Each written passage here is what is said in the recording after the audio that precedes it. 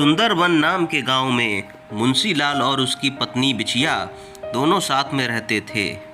मुंशी लाल जंगल से लकड़ियां काट कर लाता था और बाजार में बेचकर अपने परिवार का गुजारा किया करता था। एक दिन जंगल के बीचों बीच अरे ऐसा करता हूँ कि आज जंगल में बहुत अंदर तक जाता हूँ, अच्छी अच्छी लकड़ी काट कर बेचकर अच्छा मुनाफा कमाऊंगा।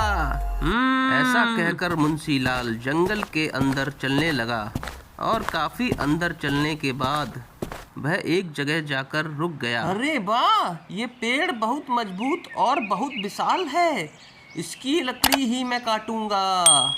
ऐसा कहकर मुंशी लाल ज्यों ही अपनी कुल्हाड़ी लकड़ी काटने के लिए उठाता है, तभी अचानक से एक बंदर आकर ऊपर से नीचे गिरता है। अरे इस बेचारे बंदर को ऊपर से गिरने के कारण बहुत चोट लगी है।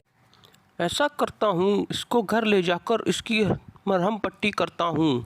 और मुंशी लाल उस बंदर को अपने कंधे पर बिठाकर गांव की ओर ले जाने लगता है। पट्टी कर कर उसको बेड पर लिटा देता है। अजी, ये बंदर कहाँ से ले आए और इसको इतनी ज्यादा चोटें कैसे लगी हैं? मुंशी लाल उसको एक एक करके सारी बात बता देता है।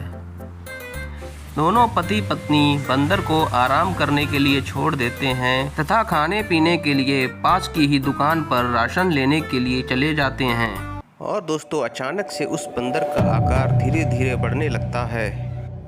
वह बंदर बहुत बड़े राक्षसी बंदर में बदल जाता है। उसको देखकर गांव के लोग इधर उधर भागने लगते हैं। वह विशाल राक्षसी बंदर अपने बड़े बड़े पैरों से चलने लगता है और उसके रास्ते में जो भी आता है उसको तहस नहस कर देता है। मुंशी लाल और उसकी पत्नी बहुत भयभीत हो जाते हैं और वहाँ से वो भागने लगते हैं।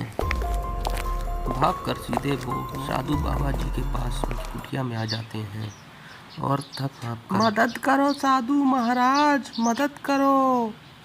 मुंशी लाल और उसकी पत्नी शुरू से लेके अब तक हुए सारे घटनाक्रम को विस्तार से साधु महाराज जी को बता देते हैं। सारी बातें सुनने के बाद साधु महाराज चिंतन करने लगते हैं और कुछ देर बाद, हाँ मुंशी लाल, यह बंदर कोई साधारण बंदर नहीं है। इसको राक्षसी शक्तियाँ प्राप्त हैं। इसे श्राप मिला है कि सुंदरबन से निकलते ही उसकी राक्षसी शक्ति जागृत हो जाती है। वह किसी भी प्राणी को नुकसान पहुंचा सकता है। प्रभु, आप ही कोई उपाय बताएं ताकि हमें इस राक्षसी बंदर से मुक्ति मिल सके। इसका एक ही उपाय है। यह लो चमत्कारी जल, इसको उस बंदर पर छिड़क देना।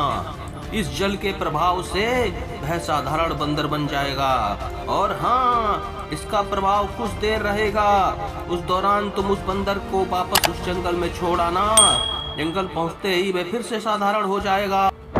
वहीं राक्षसी बंदर गांव में एक घोड़े का शिकार कर रहा होता है।